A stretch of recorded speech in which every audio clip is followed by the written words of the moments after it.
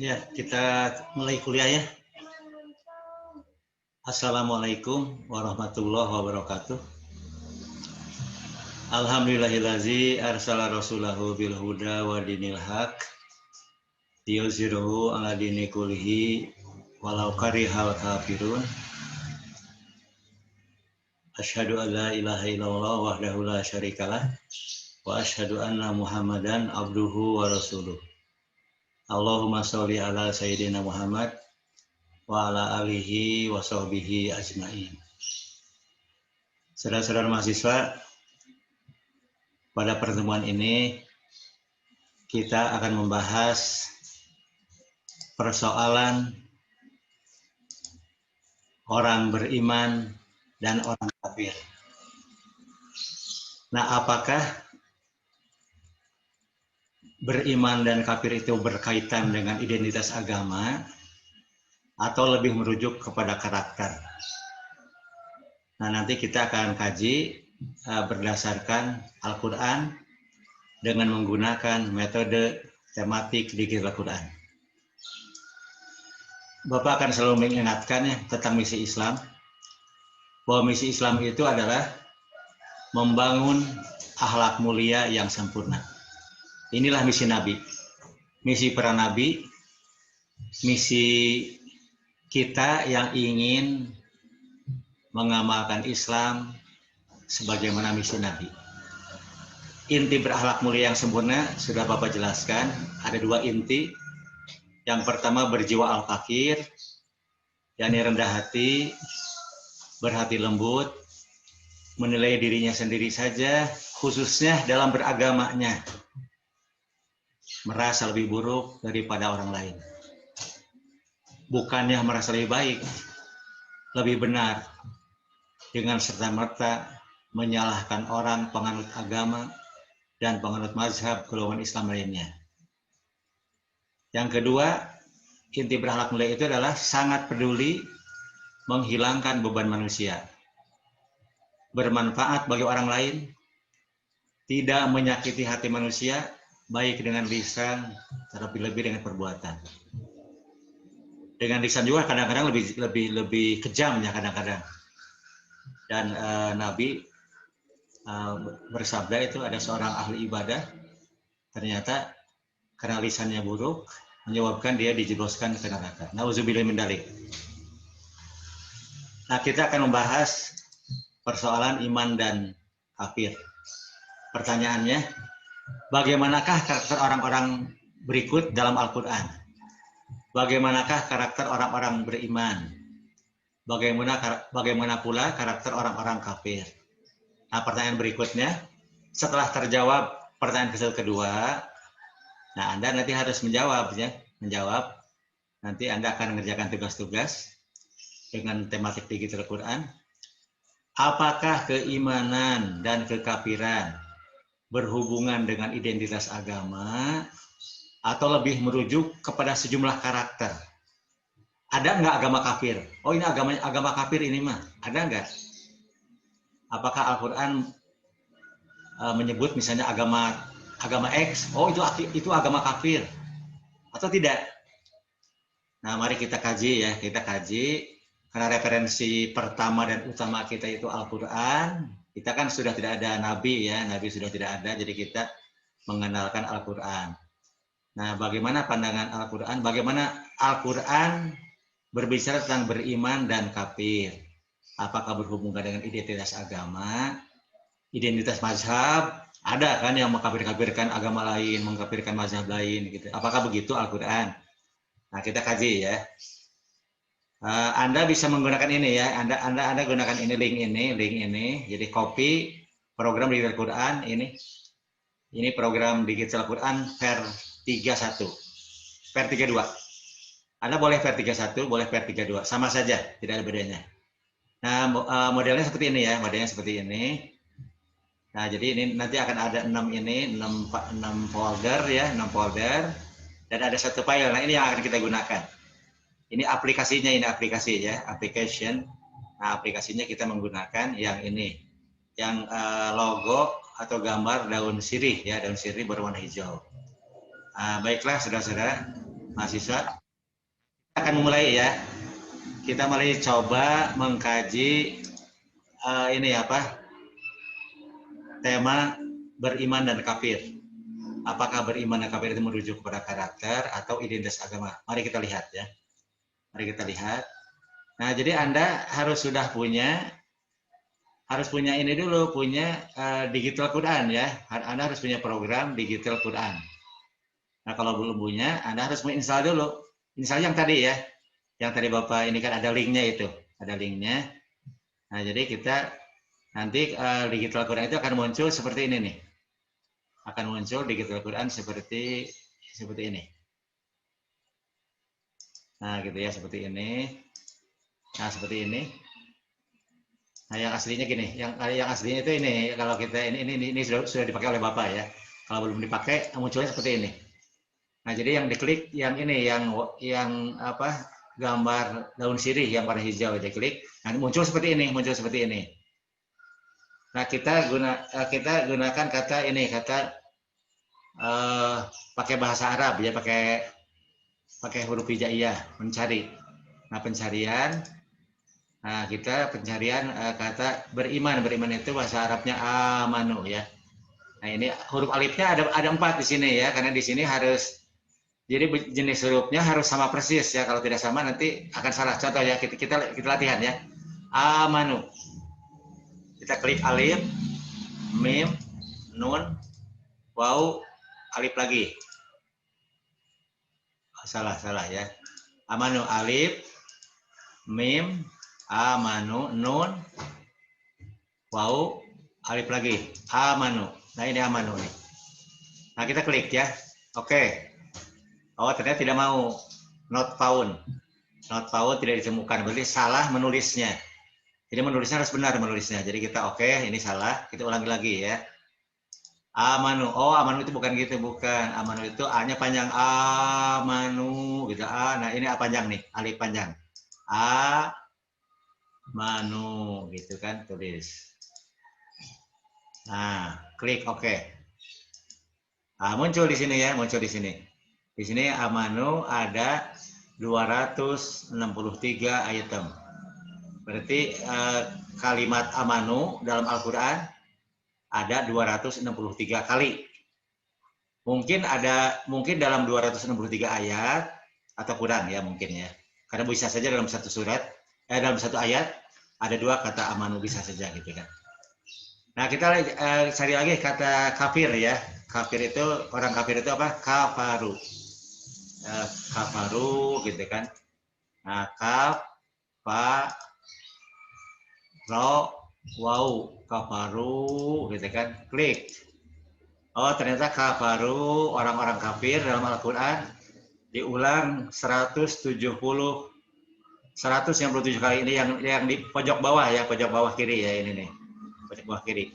197 item, berarti ada 197 kali dalam 197 ayat atau kurang ya.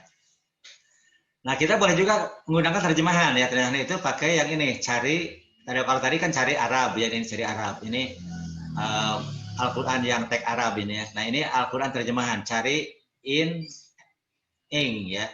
Jadi cari dalam bahasa Indonesia atau bahasa Inggris, karena terjemahnya itu ada bahasa Indonesia, ada bahasa Inggris. Nah, ini ada bahasa Inggris ya. Nah, kita gunakan bahasa Indonesia saja ya. Kita gunakan bahasa Indonesia. Kita tulis kata iman gitu kan, beriman. Nah, beriman itu ada berapa kata di sini beriman. Nah, kita temukan di sininya. Oh, ternyata ada 599 kali ya di sini ya. Ada kata beriman, ada 599 kali gitu kan. Nah, jadi dimulai dengan Al-Baqarah ayat 3 ini ya. Dan terus tinggal klik aja, klik ke bawah terus ya, terus urutan ke bawah gitu kan. Urutan ke bawah dan seterusnya. Nah, sekarang kita lihat kenapa lebih banyak ini? Kenapa di terjemahan lebih banyak kata beriman ya?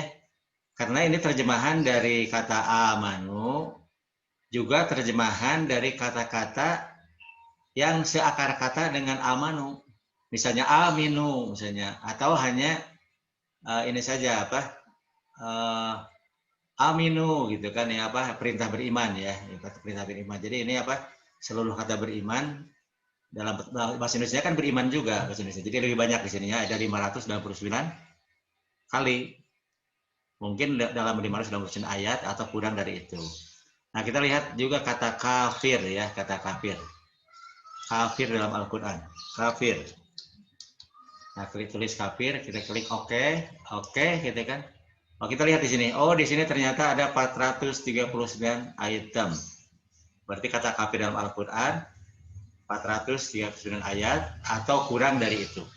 Nah, kita mulai ya, kita mulai kerja. Nah, kita klik dulu ini. Klik ini surat yang paling atas dulu ya. Paling atas itu surat Al-Baqarah ayat 6. Nah, Al-Baqarah ayat 6 itu apa? A'udzubillahi minasyaitonirrajim. Innallazina kafaru sawaun alaihim a'anzartahum am lam tunzirhum la yu'minun. Sesungguhnya orang-orang kafir sama saja bagi mereka kamu beri peringatan atau tidak kamu beri peringatan, mereka tidak akan beriman. Nah, kita copy ya, ini copy. Kita copy terjemahnya misalnya. Jadi copy-nya ini ada file edit di sini, edit ya, ada file, ada edit. Kita klik edit, klik. Kita copy terjemahnya. Karena kita ingin memahami karakter kan. Klik ini apa? Klik copy terjemahan. Nah, kita pindahkan, kita siapkan ke ini, siapkan ke tabel ya. Anda nanti harus siapkan tabel seperti ini nih. Tabel seperti ini nih tabelnya nih. Nah, tabelnya nih. Nah, tabel seperti ini ya. Tabel ada 5 kolom. Nomor urut, gitu kan, terus Quran surat berapa, ayat berapa, terjemah Al-Quran, pesan ayat, kesimpulan sementara. Nah, kita cari surat 2 ya, surat Al-Baqarah, kita tulis surat 2 ayat 6, kita tulis ya. Nah, terus terjemahnya simpan di sini, dipaste ya, gitu terjemahnya. Simpan di sini, klik. Nah, ini. Sesungguhnya orang-orang kafir sama saja bagi mereka, kamu beri peringatan atau tidak kamu beri peringatan, mereka tidak akan beriman. Kita lihat lagi ayat berikutnya. Ayat berikutnya misalkan ini misal ya, kita ini apa? Oh, berikutnya ya ini, surat 2 ayat 19. Surat 2 ayat 19 ya. Kita klik copy terjemahnya gitu kan, simpan di sini.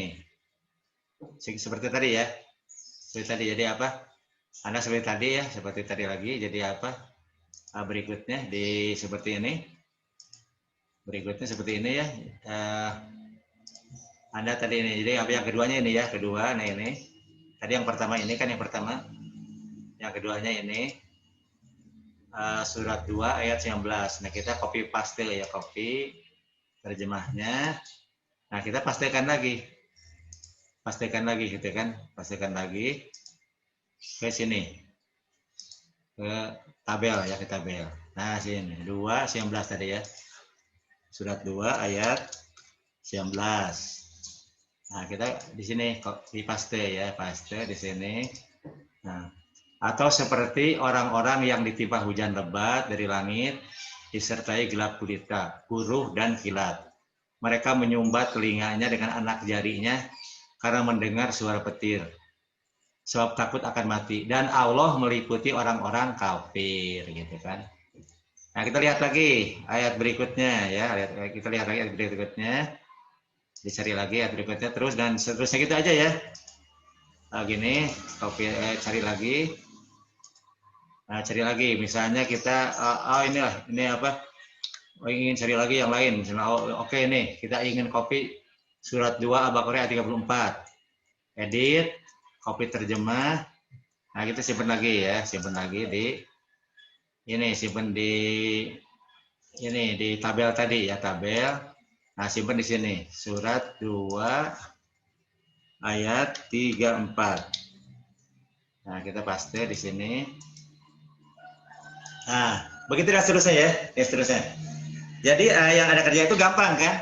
Jadi kolom 1 sampai kolom 3 di sini, sampai kolom 3 ya. Ini nyaris Anda tidak menggunakan akal pikiran, nyaris ya. Nyaris tidak berpikir. Ini mah hanya copy paste saja gitu kan. Nah, yang Anda mulai berpikir itu mulai pesan ayat dan kesimpulan sementara.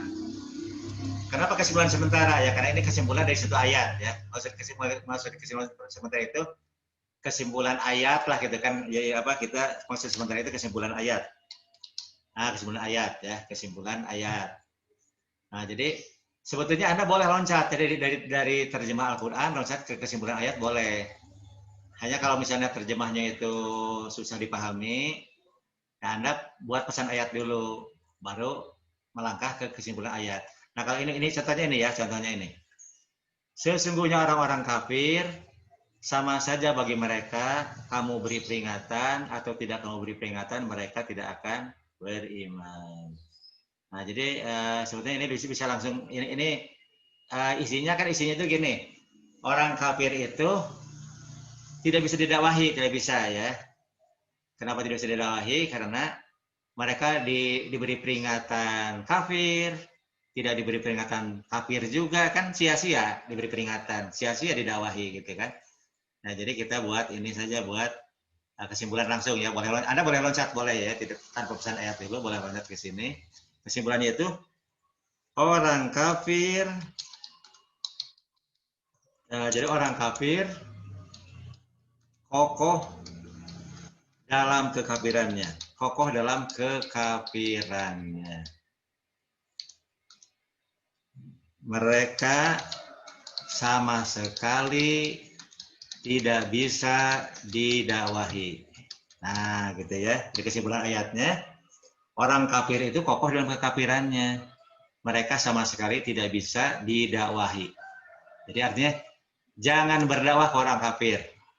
Nah, atau bisa juga ini sebagai pesan ayatnya, pesan ayat ya. Ini pesan ayat. Ini kita boleh pesan ayatnya ini. Pesan ayatnya ini gitu ya. Pesan ayatnya ini. Pesan ayatnya orang kafir kokoh dalam kekafirannya. Mereka sama sekali tidak bisa didakwahi. Nah, kesimpulan ayatnya apa? Jangan berdakwah kepada orang kafir. Nah, jadi jangan berdakwah kepada orang kafir karena mereka tidak mungkin beriman. Nah, ini gini ya. Nah, kesimpulannya ya, jangan berdakwah. Jadi kalau dakwah jangan ke orang kafir, jangan ya. Jangan berdakwah ke orang kafir. Nah, kita lihat misalkan Nabi Muhammad ya. Anda tahu kan Nabi Muhammad itu waktu jadi nabi ya, beliau itu kan beragama Islam. Nah, berapa orang yang beragama Islam saat itu? Sedunia berapa orang yang beragama Islam? Yang beragama Islam saat itu baru seorang, yaitu hanya Nabi Muhammad SAW saja. Sedangkan orang di luar Nabi Muhammad, agamanya bukan Islam, bukan. Nah, jadi apakah Nabi Muhammad berdakwah? Ternyata Nabi Muhammad memilih-milih orang. Ada yang didakwahi, ada yang tidak didakwahi. Nah, jadi orang kafir itu jangan didakwahi, sia-sia. Nah, kita kembali ke ini ya. Jadi apa? Ketika Nabi Muhammad jadi nabi kan, yang Islam sendirian. Di luar nabi bukan orang Islam, tapi Nabi berdakwah. Kepada siapa berdakwah itu? Kepada orang di luar Islam waktu itu kan. Waktu itu dakwahnya kepada orang di luar Islam. Apakah Nabi menuduh kafir kepada mereka? Tidak, gitu kan? Tidak. Karena orang kafir itu tidak bisa didakwahi. Ternyata ada orang di luar Islam yang bisa didakwahi. Antara lain, istrinya Siti Khadijah, Sayyidina Ali yang masih kecil, dan sahabatnya Abu Bakar Siddiq, gitu kan. Nah, jadi kita terusan lagi tentang ciri-ciri orang kafir. Nah, yang kedua ya, di ayat keduanya itu, nah ciri orang kafir itu apa? Atau seperti orang-orang yang ditimpa hujan lebat dari langit, disertai gelap gulita, guruh dan kilat. Mereka menyumbat telinganya dengan anak jari, menyumbat ya, menutup telinganya dengan anak jari. Karena mendengar suara petir. Nah, ini simbolik ya, simbol ya. Jadi dakwah Nabi itu dianggap menggelegar ya, memekakan telinganya. Sebab akan takut mati. Takut mati di sini maksudnya mereka takut kehilangan iman mereka. Karena mereka merasa beriman juga kan, merasa beriman, takut hilang imannya. Dan Allah meliputi orang-orang yang kafir. Nah, jadi pesan ayatnya apa? Pesan ayatnya di sini orang kafir, gitu kan, orang kafir ketika mendengar dakwah menutup rapat-rapat, nah, menutup rapat-rapat anak telinganya. Saking tidak mau mendengarnya, saking tidak mau gitu kan. Nah, jadi kesimpulannya sama dengan yang di atas ya kesimpulannya ya. Jadi jangan berdakwah ke orang kafir. Karena mereka tidak akan beriman. Sia-sialah dakwah juga gitu kan. Nah, itu ya. Nah, sekarang kita lihat berikutnya ya, yang ketiga ya, surat 2 ayat 34. Dan ingatlah ketika kami berfirman kepada malaikat, sujudlah kamu kepada Adam. Maka sujudlah mereka kecuali ia enggan dan takabur, dan ia adalah termasuk golongan orang-orang kafir. Ini selengkapnya gini sebetulnya. Ini kan kisah ini ya, kisah Nabi Adam, malaikat, dan iblis ya. Kita ingin supaya lebih lengkap ya, kita cuplik saja langsung dari Qur'annya langsung. Kita lihat Qur'annya langsung. Ini dimulai dari surat Al-Baqarah ya, surat Al-Baqarah ayat 30. Nah, jadi kita lihat dari Al-Baqarah ayat 30 ya. Nah, ayat 30 ya. A'udzubillahi minasyaitonirrajim. Wa iz qala rabbuka lil malaikati inni ja'ilun fil ardi khalifah. Qalu ataj'alu fiha ma yufsidu fiha wa yasfiku dima'a wa nahnu nusabihu bihamdika wa nuqaddisu lak. Qala inni a'lamu ma la ta'lamun. Dan ingatlah ketika Tuhanmu berfirman kepada para malaikat, sesungguhnya aku hendak menjadikan seorang khalifah di muka bumi.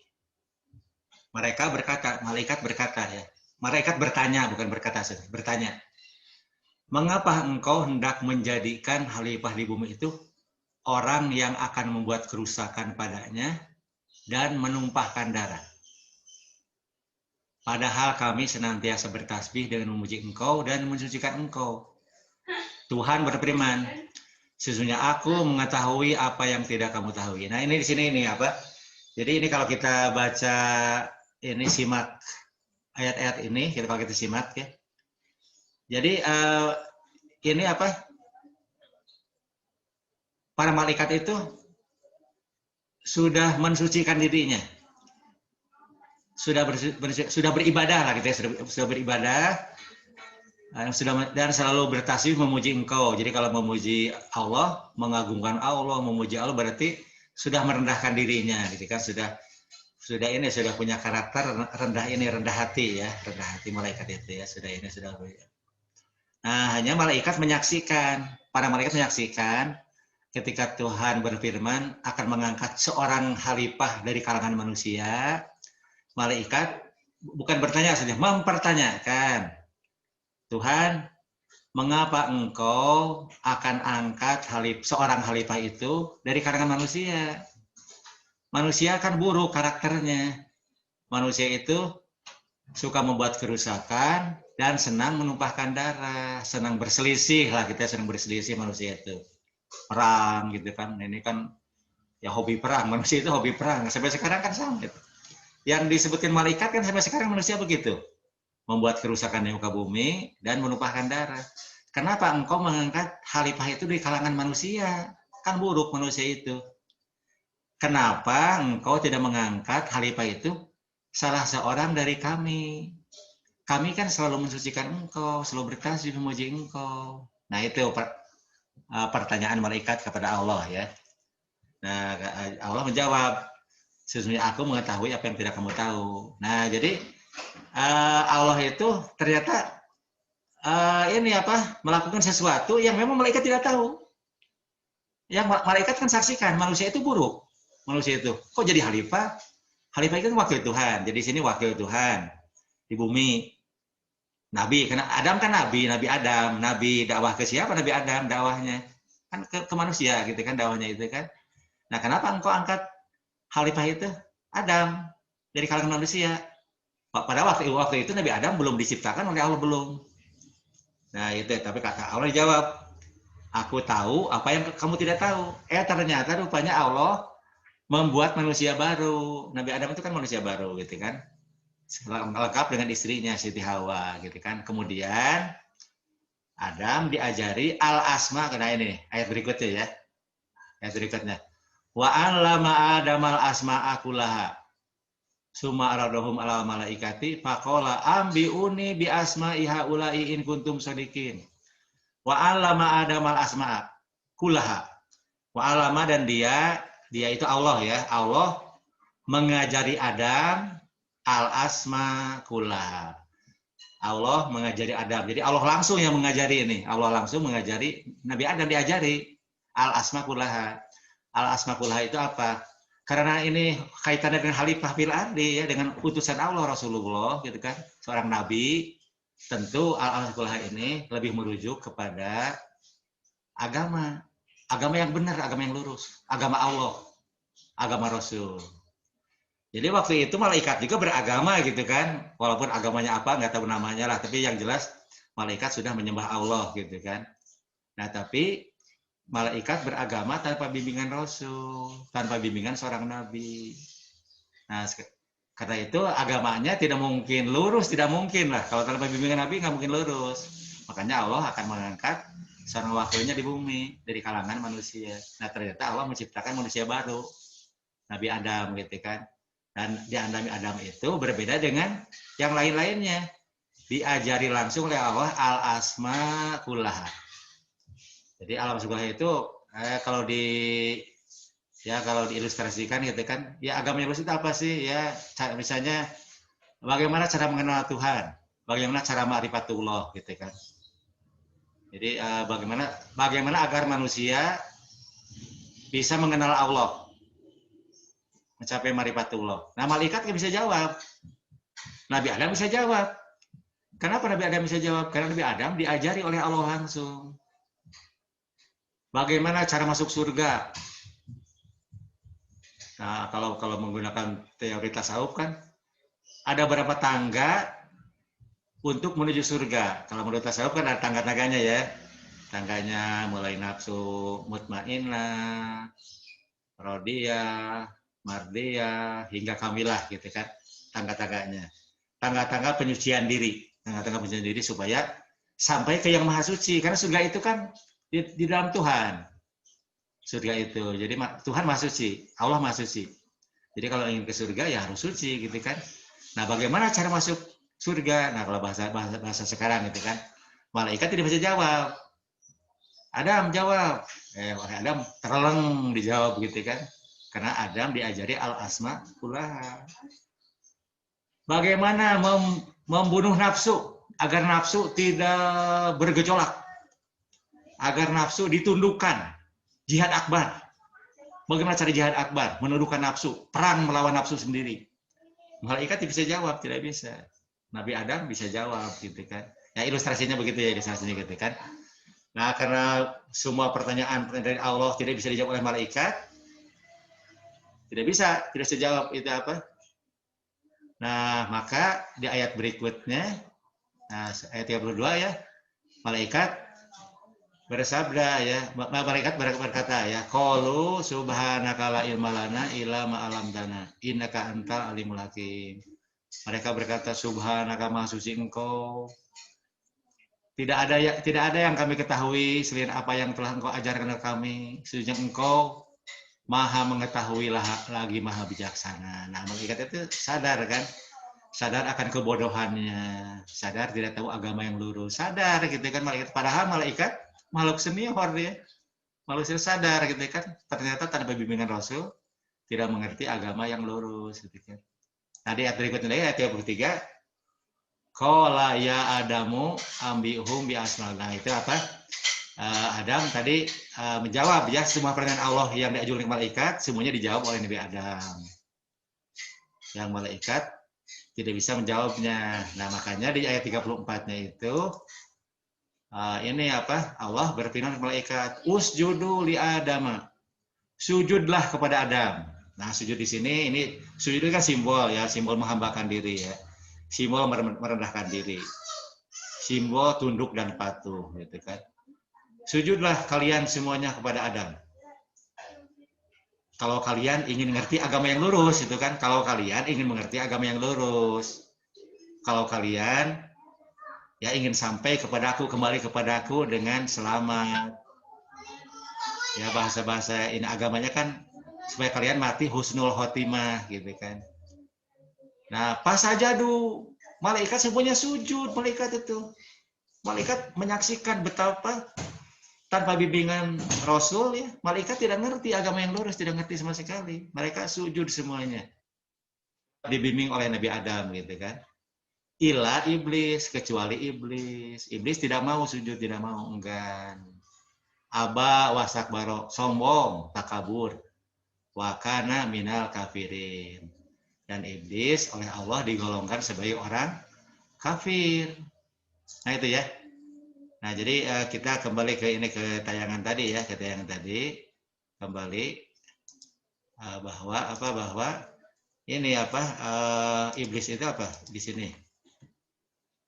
Iblis menolak sujud kepada Nabi Adam.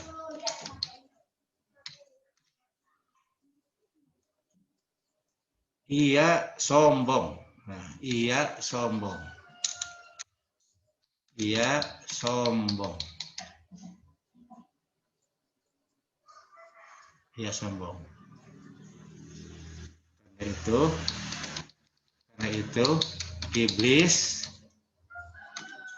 tergolong orang kafir. Nah, gitu ya. Pesan ayatnya deh. Nah, jadi kesimpulannya apa? Kesimpulan ayatnya. Jadi karakter orang kafir meneladani iblis, yakni sombong. Nah, yakni sombong ini. Nah, seperti ini ya. Jadi Anda ini kan Anda bisalah bekerja gini kan, ini ringan-ringan saja, ringan-ringan saja. Jadi Anda nanti ini tugas Anda ya. Anda kumpulkan 20 ayat, gitu, masing-masing 20 ayat ya, sehingga diharapkan nanti semua ayat Al-Quran dapat terhimpun tentang karakter orang kafir dalam Al-Quran. Begitu juga 20 ayat tentang karakter orang beriman, gitu kan. Nah, seperti ini ya. Seperti ini, jadi kalau kita ini kan, kita masuk ke ini, kita kaji semua ayat Al-Quran seperti barusan ya. Nah, kita akan menemukan ya, bahwa ciri orang kafir itu berkarakter sombong. Seperti iblis ya. Iblis sombong ya. Ini ketika ditanya oleh Allah, dan ingatlah ketika Allah berfirman, apakah yang menghalangimu untuk sujud kepada Adam di waktu aku menyuruhmu? Iblis menjawab, saya lebih baik daripadanya. Nah, jadi iblis itu merasa lebih baik. Nah, merasa lebih baik itu sombong ya, itu bukan karakter orang beriman, karakter orang kafir. Ada rasa hati lebih baik itu karakter orang kafir. Jadi kita jangan sampai punya karakter merasa lebih baik, jangan. Terutama dalam agama ya, jangan merasa lebih suci, lebih benar, orang lain salah. Bahkan itu maaf saja ya, orang yang intoleran, lebih-lebih radikal beragama itu kok bisa berani menyalahkan orang lain gitu kan? Padahal dia bukan nabi, padahal mereka bukan nabi kan? Kan yang punya wewenang memvonis seseorang kafir itu kan hanya Allah dan Rasul. Kok ada manusia yang berani mengkafirkan orang lain? Allah sendiri tidak begitu, gitu kan? Di Quran kan tidak begitu. Allah itu. Jadi yang orang jelas kafir itu yang tahu hanya Allah dan Rasulnya. Yang tahu. Rasul juga sebatas beliau masih hidup. Kalau orang sudah meninggal dunia tidak tahu. Kalau sudah meninggal beliau tidak tahu, tidak menyaksikan. Menyaksikan itu sepanjang masih hidup. Beliau tahu seseorang kafir atau beriman, gitu kan. Nah, iblis itu apa sombongnya di mana? Saya lebih baik daripada Adam. Ya. Baiknya itu di mana coba? Iblis masih mengakui ya, masih mengakui Tuhan. Di mana lebih baiknya? Ya Tuhan, Engkau ciptakan saya dari api, Engkau ciptakan saya. Bukan saya hebat, bukan gitu, bukan. Engkau ciptakan saya dari api. Sedang Engkau ciptakan dari tanah. Nah, jadi lebih baik itu apa? Lebih baiknya itu kan ciptaan Allah gitu kan. Bukan prestasi dirinya, bukan. Tapi dia diaku sebagai milik dirinya. Dan yang baik itu apa? Yaitu bahan baku. Bahan baku jin diciptakan dari api, manusia diciptakan dari tanah gitu kan. Jadi api lebih baik daripada tanah. Itu kan aku-akuan saja. Ya persis lah ini apa orang misalnya di dunia kan orang bule merasa lebih superior, lebih tinggi daripada orang negro gitu kan. Nah, itu kan rasial. Rasial gitu kan. Dan dunia pun mengakui itu rasial, mengakui gitu kan. Nah, jadi darah biru merasa lebih hebat daripada darah merah gitu kan. Orang cerdas ber-IQ 150 merasa lebih hebat daripada orang yang ber-IQ 100. Padahal itu ciptaan Allah, bukan prestasi dirinya, bukan. Kan tidak ada manusia yang menciptakan dirinya ber-IQ 150, nggak ada. Tidak ada manusia yang menciptakan dirinya ber-IQ 70, kan nggak ada. Kalau bisa menciptakan pasti dia akan ber-IQ tinggi semuanya gitu kan. Ini kan Allah yang menciptakan gitu kan. Kok diaku hebat gitu kan. Padahal Allah yang menciptakan. Nah di sini Allah itu marahnya, murka gitu kan. Allah murka sekali. Nah jadi ini apa? Makanya Nabi kan orang Arab tidak ada bedanya dengan orang Azam. Karena waktu itu pasti Nabi menyaksikan ada sejumlah orang Arab yang sombong gitu kan, merasa superior, merasa hebat gitu kan. Makanya Nabi menegaskan, tidak ada bedanya orang kulit putih dengan kulit hitam. Tidak ada bedanya orang Arab dengan orang Azam. Di sisi Allah, yang mulia itu adalah orang yang paling bertakwa. Inna akramakum indallahi atqakum. Semulia manusia itu adalah yang paling bertakwa gitu kan. Bukan karena warna kulitnya, bukan karena mazhabnya, bukan karena agamanya, bukan ya. Karena ketakwaannya gitu kan. Jadi orang Islam tidak bertakwa, percuma saja gitu kan. Nah ini ya. Nah jadi karakter orang kafir itu yang pertama sombong. Jadi kata kuncinya seperti iblis. Kata kuncinya ya. Nah yang kedua apa? Yang kedua ya. Nah karakter kafir itu ini nih. Ya ini yang inti-inti juga ya, inti karakter orang kafir ya.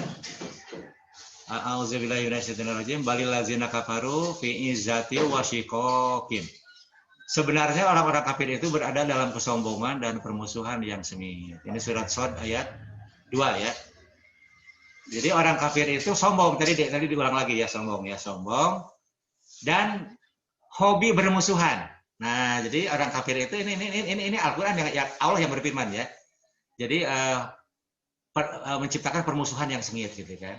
Padahal yang Allah kehendaki kan damai, tentram, rukun gitu kan, tolong menolong gitu dalam kebaikan, ketakwaan gitu kan. Jangan tolong menolong dalam dosa dan permusuhan. Ini kok fitnah dijadikan tolong menolong, dalam fitnah, dalam hoak tolong menolong, saling menyebarkan gitu kan. Ujaran kebencian saling tolong menolong, ini gimana gitu kan. Apa ini akhlak mulia gitu kan. Orang sepakat itu akhlak tercela, akhlak buruk gitu kan. Ujaran kebencian, mencari-cari kesalahan gitu kan. Itu kan akhlak buruk semuanya gitu kan. Nah itu ya. Jadi yang keduanya hobi bermusuhan. Berikutnya, nah ini ya apa? Di hadis Nabi, di hadis dari Abu Daud ya, tidak akan masuk surga orang yang dalam hatinya terdapat kesombongan sebesar biji sawi. Nah jadi sebesar kesombong kecil saja, sombong yang tidak terlihat, ya. Mungkin hatinya sombong tapi penampilannya tidak sombong. Itu sudah tidak bisa masuk surga, tidak bisa. Dan tidak akan masuk neraka orang yang dalam hatinya terdapat keimanan. Walau sebesar biji sawi. Keimanan hanya keretek hati lah gitu.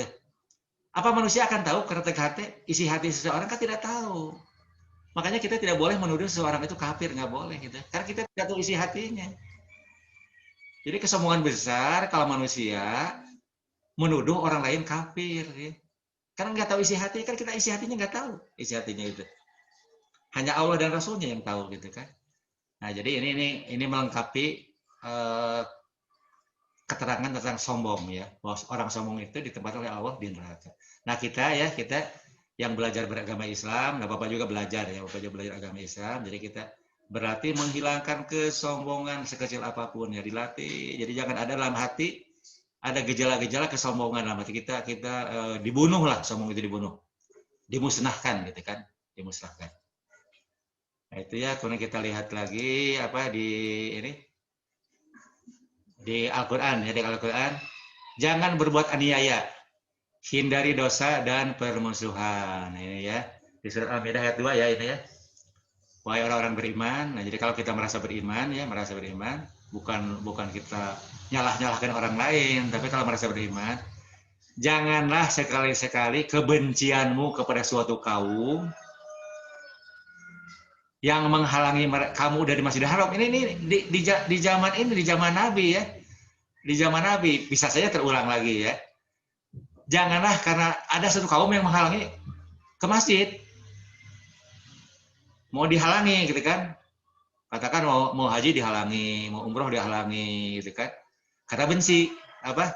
Nah kita orang beriman jangan membenci mereka, jangan. Jangan membenci orang-orang yang menghalangi, jangan gitu kan. Nah itu orang beriman itu harus sabar gitu, harus sabar gitu, harus mengalah gitu kan.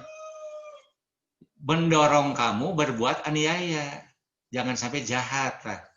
Padahal itu ke orang yang sebetulnya secara teori manusia kan layak dijahati ya, karena mereka jahat kan.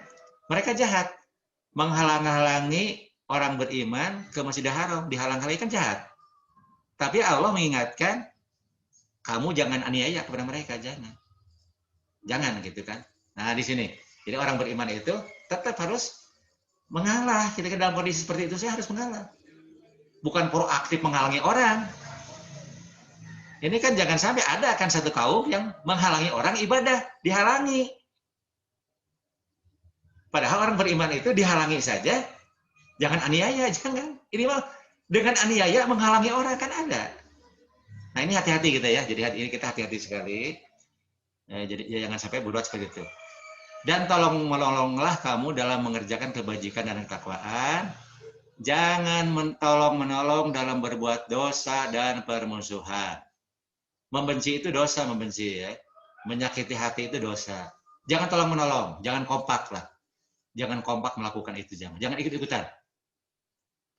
Kita yang ikut-ikutan berbuat itu. Karena itu dosa ya, jadi jangan tolong menolong dalam berbuat dosa. Dosa mah sendirian aja lah. Berani enggak sendirian? Ini mah sudah sendiri, sudah dosa, ngajak orang lain berbuat dosa. Ngajak orang lain berbuat jahat. Nah, jadi jangan tolong menolong dalam berbuat dosa dan permusuhan. Kalau kamu mengaku sebagai orang beriman gitu kan. Nah, di sini ya. Jadi orang kafir itu yang ditonjolkan di Quran itu jahat-jahat ya, jahat-jahat sekali ya, jahat. Jadi orang beriman itu justru lembut-lembut, lunak ya, mengalah, sabar gitu kan. Orang beriman itu begitu. Nah, jadi ciri orang kafir kalau kita kumpulkan dari seluruh ayat Quran ya, ciri orang kafir. Nah, ini Bapak sudah menghimpun. Nah, ini rinciannya banyak lagi ya, tapi ini yang utama-utamanya lah gitu kan, yang inti-intinya. Jadi paling tidak ada 8 ciri orang kafir gitu kan, yang menonjol ya. Satu, yang pertama ya, memiliki karakter seperti iblis, yakni sombong dan merasa dirinya lebih baik. Nah, ini karakter orang kafir yang pertama ya. Nah, yang kedua, karakter orang kafir itu membunuh para nabi. Membunuh para nabi. Nabi itu dibunuh di zaman para nabi kan dulu kan banyak nabi yang dibunuh kan. Nabi Nabi Zakaria, Nabi Yahya gitu kan. Bahkan Nabi Muhammad juga diupayakan. Nabi Isa juga kan diupayakan dibunuh. Bahkan orang-orang Kristen percaya kan, orang Yahudi percaya, orang Kristen percaya bahwa Nabi Isa itu disalib ya, dibunuh di salibnya gitu kan.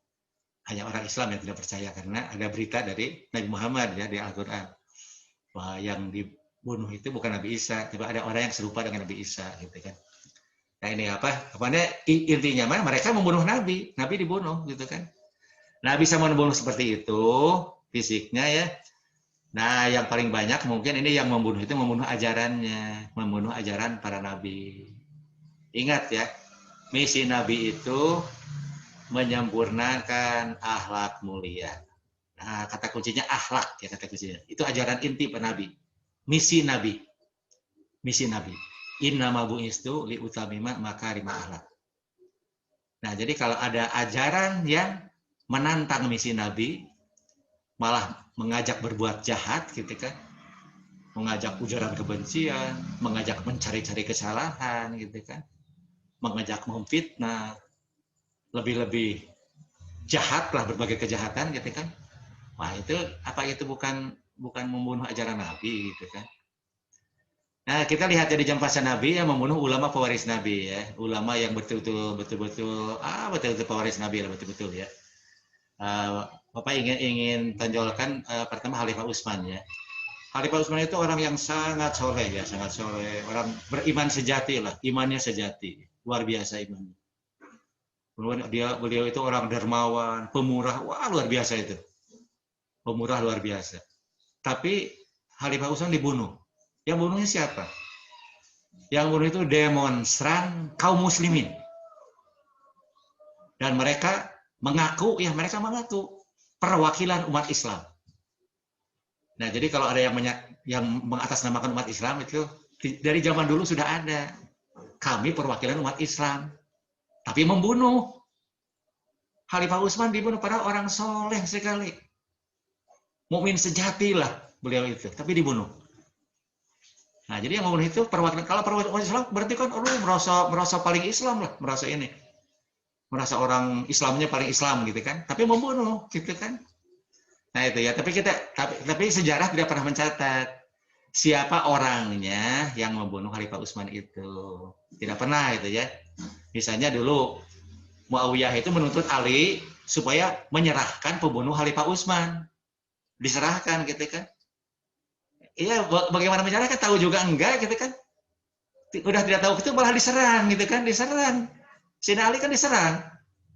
Ya bagaimana akan menyelesaikan perkara itu malah diserang. Buktinya Muawiyah jadi khalifah, tidak pernah dia mencari siapa pembunuh Utsman, tidak pernah mencari sama sekali. Nah ini satu bukti, artinya itu apa? Sejarah tidak pernah mencatat siapa yang membunuh Khalifah Utsman. Tapi 5 tahun kemudian Imam Ali dibunuh. Nah ini yang membunuhnya terang-terangan.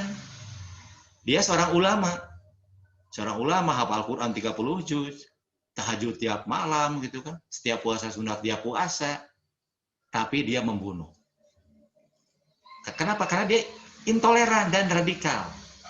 Menuduh Imam Ali kafir. Nah, ini jadi hati-hati ya. Makanya ini Anda nanti akan ini ya, bahwa konferensi Islam sedunia itu selalu buat keputusan bahwa wah, jangan sekali-kali menuduh kafir kepada orang lain. Jangan sekali-kali gitu kan. Itu larangan keras itu. Bahwa Islam itu adalah ini dijelaskan itu ya di konferensi internasional. Nah, jadi supaya Anda tahu ya, yang berbuat begitu itu keluar dari musyawarah ulama internasional, keluar itu ya. Ketiganya, orang kafir itu hobi bermusuhan, ya hobi bermusuhan. Jadi tidak senang damai, tidak suka kedamaian itu. Tidak suka damai, tidak suka gitu kan. Mereka senang menciptakan permusuhan. Nah, yang keempat, membunuh orang-orang yang menegakkan keadilan. Nah, kelimanya, menolak perintah Allah, menolak larangan Allah. Allah kan melarang mencuri, ini malah korupsi, gitu kan. Allah melarang berzina, ini berzina. Gitu. Melarang membunuh, ini membunuh. Gitu kan. Melarang melukai orang, melukai. Melarang tolong-menolong dalam dosa dan permusuhan, ini malah bermusuhan gitu kan. Ini kan menantang Allah dan Rasulnya, menantang ini kan. Nah itu ya. Terus menghalang-halangi manusia dari jalan Allah, menghalang-halangi manusia dari jalan Allah. Ini dalam Al-Quran disebutkan ciri orang kafir. Al-Quran yang menegaskan ya, bukan Bapak, bukan ini. Al-Quran menegaskan ciri orang kafir itu menghalang-halangi manusia dari jalan Allah. Orang mau ibadah dihalangi, mau ngaji dihalangi gitu kan. Kan mereka mencari Allah kan mencari Allah mereka itu. Mana ada orang ngaji menjauh dari Allah gitu kan. Nah itu ya. Jadi yang ketujuhnya, memandang indah kehidupan dunia. Nah, jadi mereka itu sangat cinta dunia ya. Mengejar-kejar harta tahta wanita dengan berbagai cara ya. Dengan berbagai cara gitu kan. Saking cintanya dunia, cinta. Dan yang ke-8, karakter kafir tidak dapat diubah. Oleh karena itu orang kafir jangan didakwahi karena mereka tidak mungkin beriman. Nah ini ya. Jadi Bapak ingin menegaskan bahwa kafir itu lebih merujuk karakter. Kafir itu merujuk karakter, bukan agama. Tidak ada agama kafir, tidak ada ya. Jadi kafir itu bukan identitas agama, melainkan karakter. Nah itu ya. Nah Anda bisa gunakan juga ini setelah mengkaji ini, Anda mengaji beriman pun begitu ya, mengaji beriman seperti yang tadi ya. Seperti tadi mengaji ini ya, mengkaji beriman. Nah kalau kita ini kalau Anda boleh nanti ada mengkaji gitu kan, nanti Anda simak yang Bapak jelaskan, Anda ini bahas Al-Quran apa benar atau salah silahkan ya. Nah ini apa? Jadi orang beriman itu apa? Dengan menggunakan metode seperti tadi ya, yang mati di Al-Quran. Nah ciri orang beriman itu apa? Nah kebalikan dari orang kafir. Kalau orang kafir sombong, orang beriman itu merendahkan diri. Nah ini ya. Jadi auzubillahi minasyaitonirrajim. Innallazina amanu wa amilus solihati wa ahbatu ila rabbihim ulaika ashabul jannati hum fiha khalidun. Sesungguhnya orang-orang yang beriman dan mengerjakan amal-amal soleh dan merendahkan diri kepada Tuhan mereka, mereka itu adalah penghuni-penghuni surga.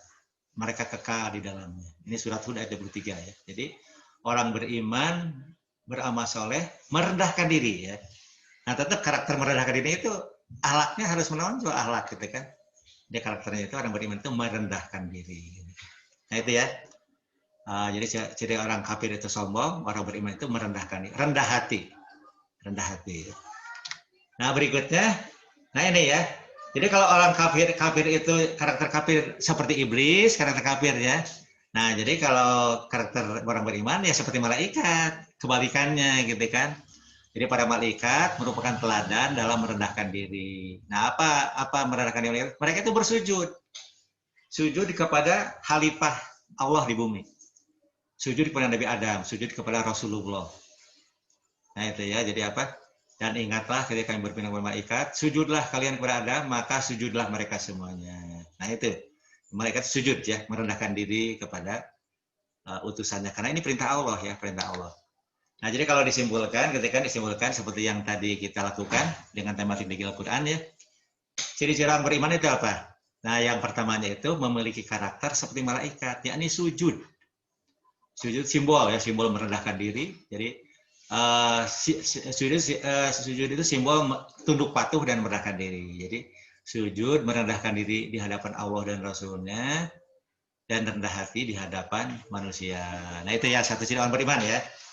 Yang kedua ciri orang beriman itu sami'na wa atona kepada Rasul.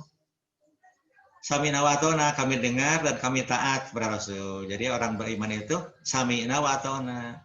Bukan sami'na wa asoina. Kami dengar tapi kami bantah gitu kan. Nah jadi orang beriman itu apa? Sami'na wa atona. Yang ketiga, sangat mencintai Allah ya. Sangat cinta Allah, lebih memilih Allah ketimbang dirinya. Jadi kalau ada pilihan antara dirinya dan Allah, dia pilih Allah. Misalnya, dia punya uang. Kata Allah, sedekah saja sedekah gitu ya. Bersedekahlah. Sebagian aja sedekah, keluarkan sedekah sebagian saja gitu kan.